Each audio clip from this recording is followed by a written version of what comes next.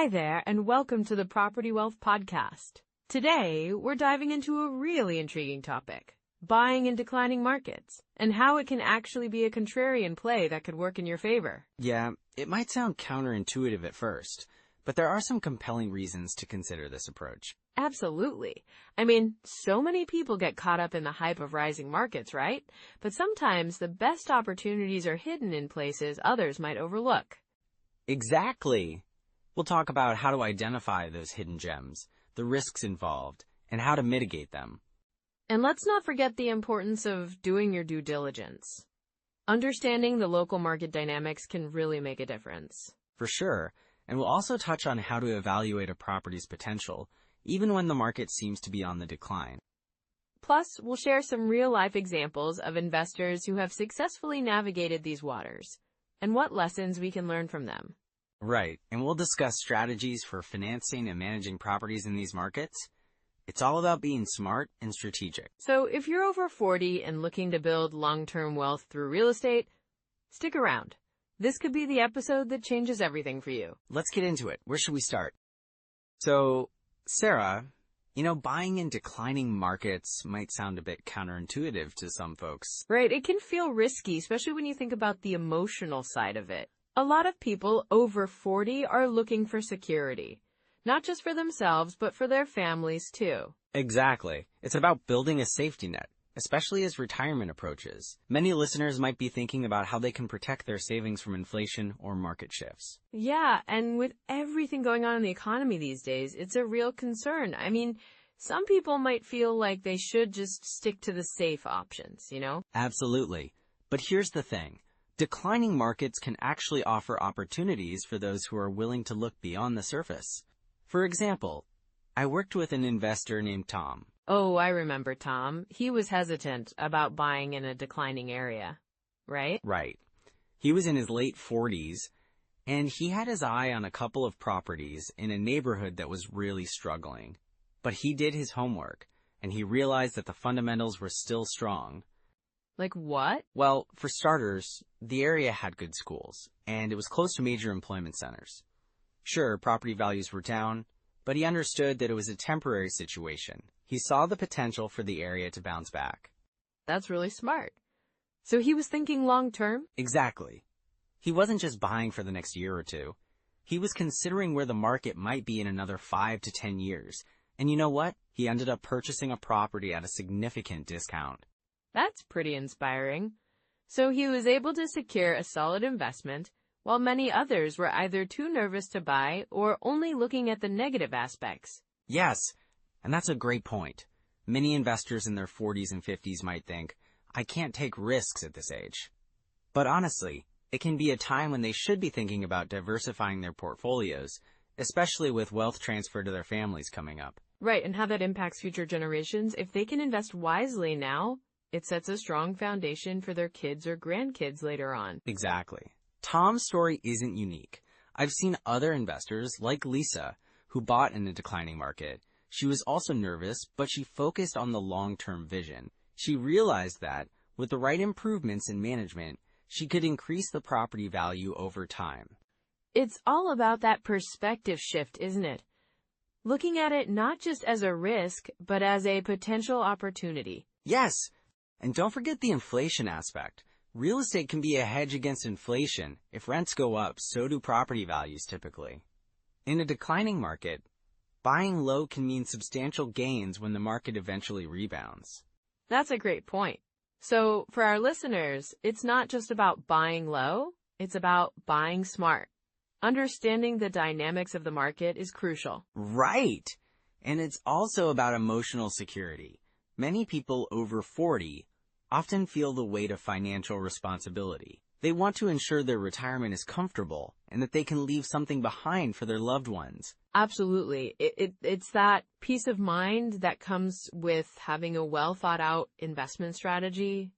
It makes all the difference. And, there are stories of investors who bought properties in areas that others avoided. One couple I know, they bought a duplex in a neighborhood that was considered, quote, transitional. Transitional. That's a nice way to put it. Right?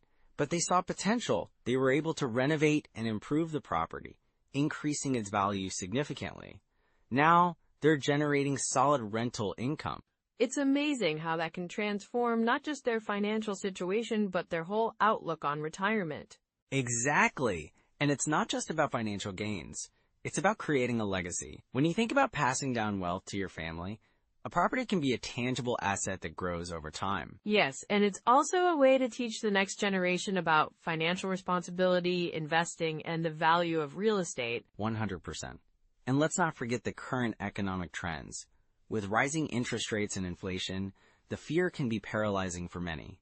But understanding how to navigate these waters can empower you to make smart decisions. Right. It's about adapting to the market and finding those hidden gems. It sounds like a lot of research, though. It is, but it's worth it. Knowledge is power, especially in real estate. And for those over 40, it's about making informed choices that align with their long-term goals. So what's the next step for someone who's intrigued by this idea but feels a bit overwhelmed? Well, starting with a solid strategy is key. You need to understand the market dynamics, analyze neighborhoods, and look at the potential for growth. That makes sense. It's like building a roadmap for success, right? Exactly. And being open to the idea that a declining market can be a contrarian play if you do it right. I can't wait to dive into the core strategies next. There's so much to unpack on how to approach this. Absolutely. Let's get into that. So when we dive into buying in declining markets, I think it's essential to have some core strategies and rules of thumb that can really guide your decisions. Absolutely, Mike. What would you say is the first thing someone should look at when considering a property in a declining market? Well, one of the first rules I always mention is the 1% rule. Basically, it means that the monthly rent should be at least 1% of the purchase price. So if you're looking at a $200,000 property, you should aim for about $2,000 in rent per month. That's a solid benchmark. But, in a declining market, it might be tough to find properties that meet that criterion, right? Right. So in those cases, you have to adjust your expectations a bit. You could consider the 50% rule as another guideline. This one suggests that you should expect about 50% of your rental income to go toward operating expenses. So if you're expecting $2,000 in rent, you should budget around $1,000 for expenses. That makes sense. So it's really about understanding your cash flow and what you can realistically expect. Exactly. And here's a practical checklist for evaluating deals in these markets. First, look at the local job market. Are there industries that are thriving or at least stable? If there are companies hiring, that can help boost demand for rentals. Right, and that connects back to the tenants, doesn't it? You want to ensure you'll have people who can pay the rent. Definitely.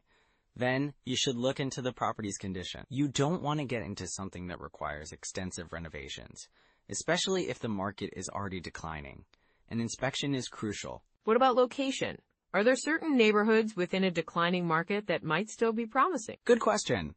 Look for areas that are undergoing some revitalization or have potential for growth. Maybe there are new developments planned, or perhaps there's a strong community effort to improve the area.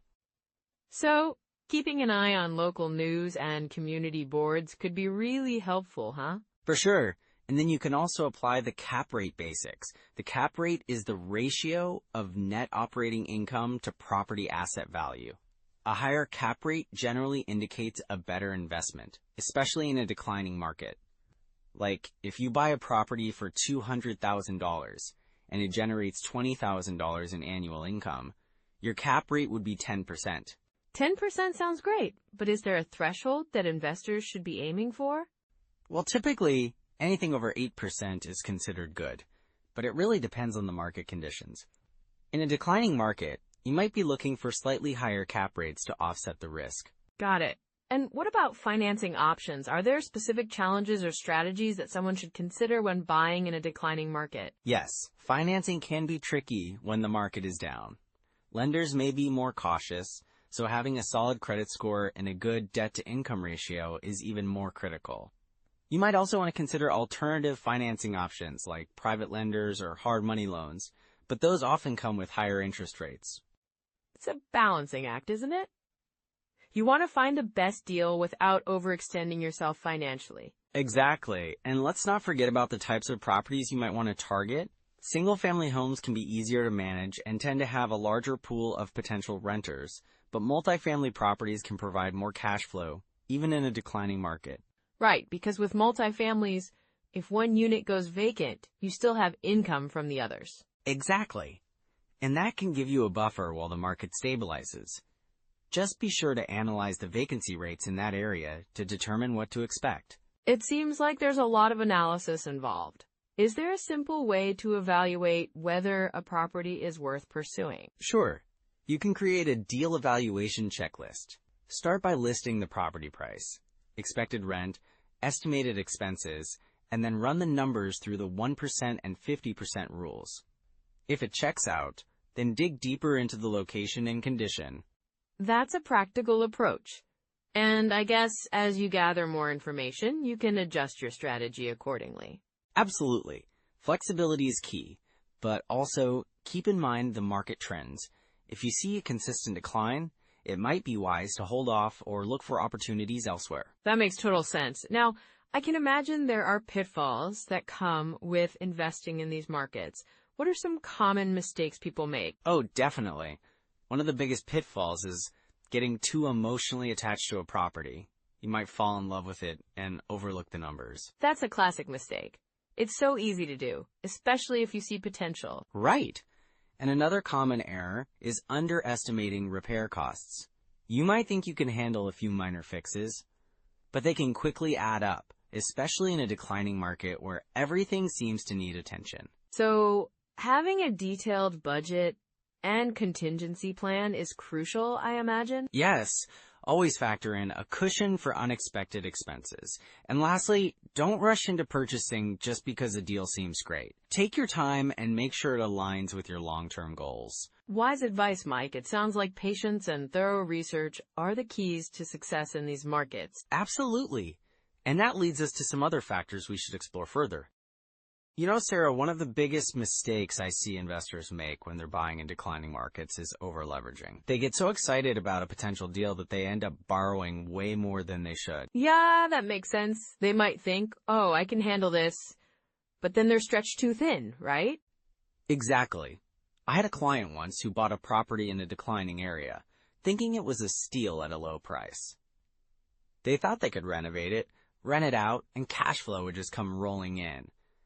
But they took out a huge mortgage based on those optimistic projections. And how did that turn out for them? Well, after the purchase, the renovations cost way more than they anticipated. So they were left with a property that was still not up to par, and a mortgage that was way too high. They ended up in a tough spot, struggling to make those payments. Ouch. That's a tough lesson. So it really comes down to being realistic about what you can afford, huh? Absolutely. And then there's the issue of bad tenants. That's another pitfall. In declining markets, you might be desperate to fill a vacancy, and that can lead to making hasty decisions about tenants. Right, like renting to someone who might not be a good fit just to avoid the loss of income, huh? Exactly. I had another client who rushed to fill a unit and didn't do proper background checks. The tenant ended up being a nightmare, late on rent, loud parties, and eventually they damaged the property. That must have been a headache to deal with. It really was. They ended up spending more on repairs and legal fees than they ever would have on a month or two of vacancy. So taking the time to vet tenants is crucial. For sure. And I imagine cash flow is another big concern, especially in those markets. Definitely. Many investors overlook cash flow when they're tempted by a low purchase price. It's easy to get distracted by the shiny deal, but if the numbers don't work out monthly, you could be in for a rough ride. So what do you recommend for keeping an eye on cash flow? Well, always run a thorough cash flow analysis before buying. Include not just the mortgage, but property taxes, insurance, maintenance, and, even the unexpected expenses. Right. Those hidden costs can really sneak up on you, can't they? They can. I had a friend who bought a property thinking the cash flow would be solid, but he didn't account for a new roof. It ended up costing him thousands right after he purchased it. Wow, that's a tough lesson. So what should investors do to spot those hidden costs earlier? A good strategy is to get a professional inspection before buying. It's worth the investment, and just being aware of common issues in certain neighborhoods can help too. Like, maybe knowing that older homes often need more updates, right? Exactly. And then there's the classic pitfall of trying to time the market. Many investors think, I'll wait until prices drop more, but that can lead to missed opportunities. Oh, I see that a lot. They wait, and then prices just keep going up. Exactly. I had a client who was waiting for a market correction, and while they were waiting, properties in that area started getting snatched up left and right. They lost out on a great deal and ended up buying at a higher price later on. That's a tough spot to be in. So how do you advise someone on timing the market? It's really about focusing on the fundamentals. Look at the property's potential, the neighborhood's long-term viability, and not just the price at that moment. Makes total sense. It's about the bigger picture, not just the current snapshot. Exactly. And don't forget about emotional decision-making. Sometimes investors get too attached to the idea of a property and ignore the red flags. Like what kind of red flags? Well, if a property has been on the market for too long, that can be a sign. Or if the seller is super motivated to sell quickly, those can raise some alarms. Right, because it could mean there's something wrong with it, huh? Yes. And then there's also the market dynamics. If the area is declining and you're seeing businesses close down or crime rates increase, that's a clear red flag. So it's really about staying informed and being aware of the environment around the property? Absolutely. And if something feels off, don't be afraid to walk away. There will always be other opportunities. Such a valuable reminder. So what can someone do if they find themselves in a situation where they've made one of these mistakes? First, don't panic. Every investor makes mistakes at some point. It's all about how you respond. If you're over-leveraged, look for ways to reduce expenses or increase income. Maybe consider refinancing if that's an option. And for bad tenants? Communicate with them. Sometimes it just takes a conversation, but if it's really not working, you may need to consider evicting them. Just ensure you follow the legal process. And keeping an eye on cash flow? Regularly review your finances. Adjust your strategy based on what you see. If cash flow is tight, consider raising rent, but be cautious to keep good tenants. Sound advice. So in the end, it's about being proactive, right? Exactly. Stay informed, be patient, and don't rush into decisions based on fear or excitement. Well, that's some solid wisdom, Mike. I think our listeners have a lot to take away from this. I hope so. It's all about learning from experiences and being better prepared for the next opportunity. All right, so now that we've talked about buying in declining markets, let's dive into some practical steps you can take right away. Yeah, I love that. It's all about actionable steps, right? So what's the first thing someone should do? Well, the first thing is to get familiar with the local market. You can use platforms like Zillow to look at property values, trends, and recent sales in areas you're interested in. It's super user-friendly. Right. And you can filter by different criteria, like price range or property type. That's really helpful for getting a sense of what's out there. Exactly. And while you're on Zillow, consider checking out the price history feature for properties. It can show you how the prices have fluctuated over time, which is crucial in a declining market. That's a great point. So what about crunching the numbers? Good question. That's where tools like the BiggerPockets calculator come in handy. It helps you analyze the potential return on investment for any property. You can input various factors like purchase price, rental income, and expenses. Yeah, I've heard a lot of investors swear by that calculator. What if someone wants to analyze properties on the go? Then they might want to check out DealCheck. It's an app that allows you to evaluate properties right from your phone. Super convenient if you're out and about. That's awesome. And speaking of analyzing, there's also Rentometer, right? Absolutely. Rentometer is a great tool to help you determine if the rental price you're considering is in line with the market. You just input the address, and it gives you a quick snapshot of rental rates in the area. So it's like having a mini market analysis in your pocket. Exactly. And if you're serious about investing, getting access to your local MLS can be a game changer. It provides detailed property listings and historical data that you won't find on other platforms. That's a fantastic resource. So what about the habits someone can start developing now? One simple habit is to analyze one deal per week. You can choose a property that interests you and run the numbers. It'll help you become more comfortable with evaluating investments over time. That's such a manageable goal, and you can do it while still living your life, right? For sure. Also, consider joining a local real estate investment group or meetup. It's a great way to network and learn from others who are in the trenches. Networking can really open up new opportunities, huh? Definitely. And don't forget the power of continuous learning. There are some fantastic books out there, like Rich Dad, Poor Dad by Robert Kiyosaki. It lays a solid foundation for understanding wealth building through real estate. Oh, I love that one. And podcasts, too. There are so many out there. Anything in particular you'd recommend? Bigger Pockets podcast is a must-listen for real estate investors. They cover everything from beginner tips to advanced strategies, and you get to hear real-life experiences. That sounds really valuable. And with technology today, you can listen while you're commuting or cooking dinner. Exactly. Just take small steps and build those habits. I love that mindset. Start where you are and make progress. Right. And remember, it's all about consistency. Even if you only dedicate a little time each week, it adds up. So, whether it's analyzing deals, attending meetups, or listening to podcasts, just keep moving forward. And don't hesitate to lean on the tools and resources available to you. They can really make a difference in your journey. With all these tools in your pocket, you're ready to move forward. Let's recap what we've covered today. So, as we wrap up today's discussion on buying in declining markets, let's recap a few key takeaways. Absolutely. First up, it's really important to do your homework. Understand the local market dynamics. Know the reasons behind the decline. Right, and then look for the silver linings. There can be hidden opportunities in these markets. Properties that have potential for appreciation once the market shifts. And don't forget about timing. It's all about patience, isn't it? You might need to hold on to that investment for a bit longer, but the long-term rewards can be worth it. Exactly. And remember that cash flow is crucial. Look for properties that can generate income even in a tough market. That way, you're not just relying on appreciation. And lastly, network with local experts. They can offer insights that you might not find in the usual research.